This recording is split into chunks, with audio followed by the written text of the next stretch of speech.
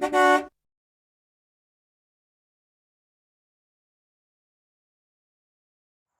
campers and RVers. Today I'm going to discuss the 5 mistakes that RV owners make.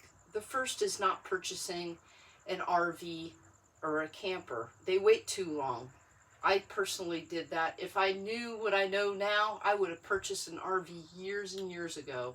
I had always wanted to go out camping. I was waiting for somebody that came into I was always waiting for somebody to come into my life that enjoyed the outdoors as much as I do. It just never happened, and so I just waited and waited and waited and never got to go camping until later in life, which is very unfortunate.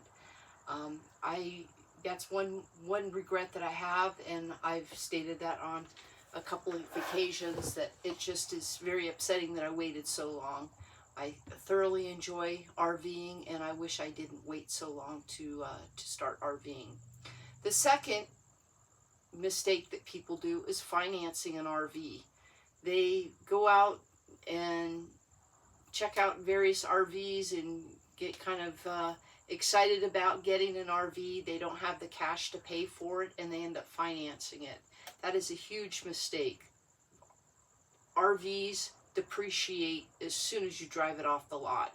They are a very big depreciating asset, and if you don't have the cash to pay for it, you shouldn't be buying an RV. Stick to tent camping, or staying in cabins or something, something that's affordable, or getting something that you can pay cash for, such as a tent trailer or a small trailer that maybe needs some fixing up. But financing an RV is just not good.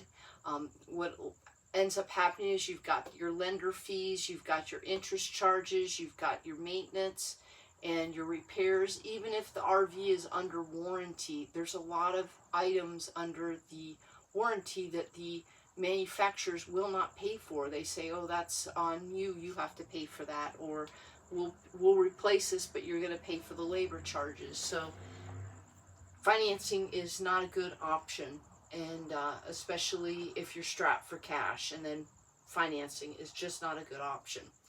The third is not learning how to back up your trailer. It just amazes me how many people own RVs, all different classes, Class A's, Class C's, Class B's, travel trailers, you name it, and they don't know how to back up their RV. And it just amazes me that that should be one of the first things that they learn how to do, is to be able to drive the RV safely and also know how to back it up.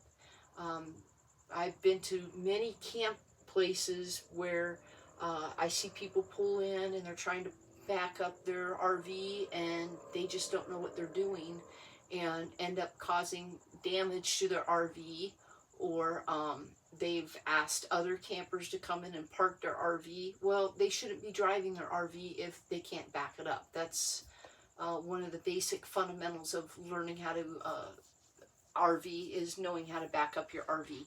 And you can go to any town and find an empty parking lot. There's a lot of malls and a lot of outdoor malls, Sears, Kmart's, places that have gone out of business, J.C. Penney's, Montgomery Ward's. I'm probably dating myself, but some of those places, they're out of business. They haven't replaced the business with other new businesses, and so they have empty parking lots. You can go in there and practice all day long. Make sure you have a full stomach, make sure you have plenty of water with you, and that you've gone to the bathroom before you go out there and start practicing. And just practice backing up into various parking spots, and then that'll give you the confidence when you get to an RV park to be able to park your RV accordingly. The fourth is that RV owners don't teach their spouse how to drive the RV or back up the RV.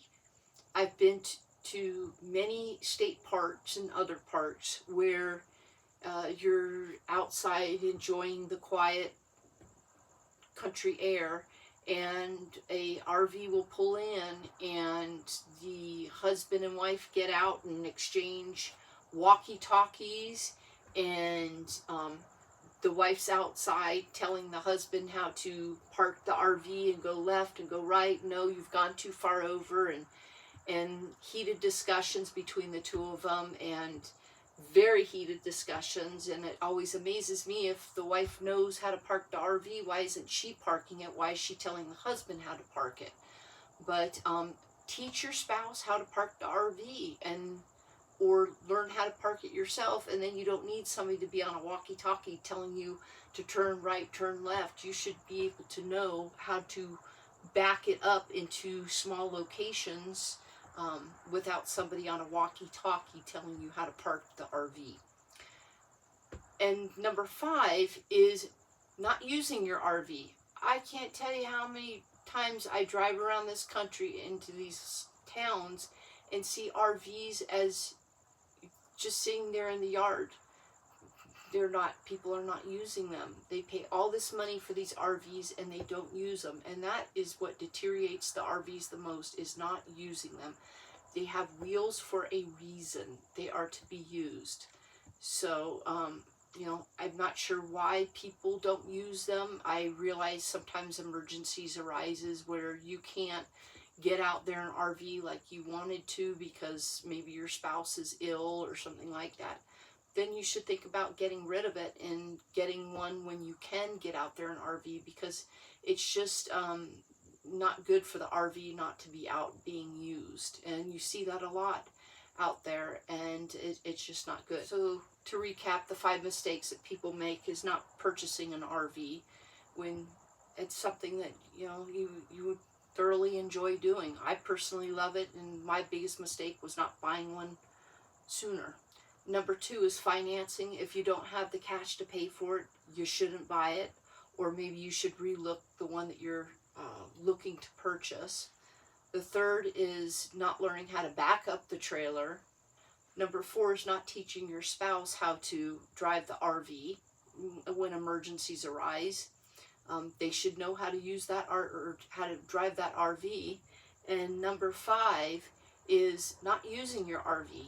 That's like the worst thing you could do for an RV. I hope this information was helpful, and thanks so much for watching.